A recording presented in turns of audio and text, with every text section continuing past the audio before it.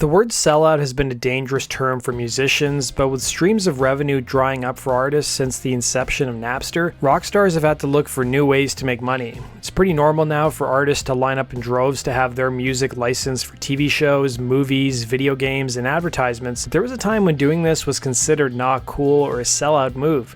One of the first rock stars who got labeled a sellout would be Lou Reed, who appeared in an ad for Honda scooters in the 80s. I had previously done a video on this topic, the link is down below. You also had the Rolling Stones partner with a fragrance company to sponsor one of their early 80s tours. Then in 1997, clothing company Gap would famously feature Aerosmith and other musicians in their ads as part of some big changes to the company.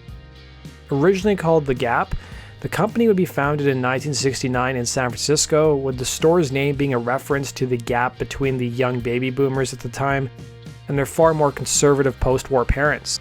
The Gap exclusively marketed to baby boomers selling music and Levi's jeans, and jeans would surge in popularity over the subsequent 2 decades as wardrobe styles in America became much more casual. Soon, the Gap expanded, opening more stores across the country and to other countries, including in Europe and Asia, offering brands of jeans including their own Gap brand, and it soon became one of the trendiest companies in the 80s and 90s, and by 1991 they soon stopped selling Levi's in favor of their own in-house design clothes. It was by the 80s they acquired Banana Republic, and by the mid-90s they established an offshoot brand called Old Navy.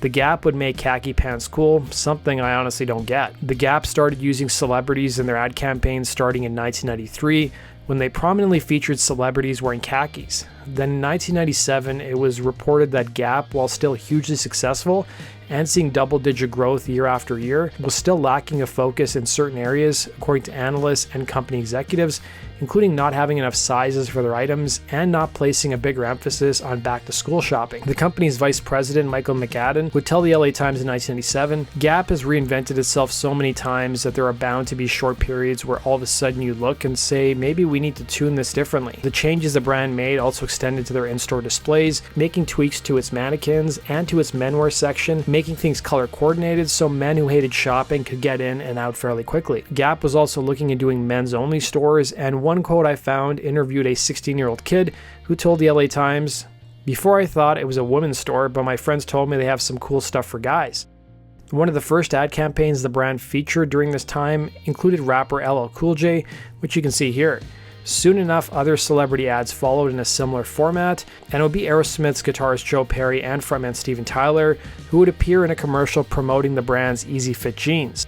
Aerosmith had an album out the same year with 9 Lives, so it was a good time to appear in the ad, and here's what the advertisement looked like.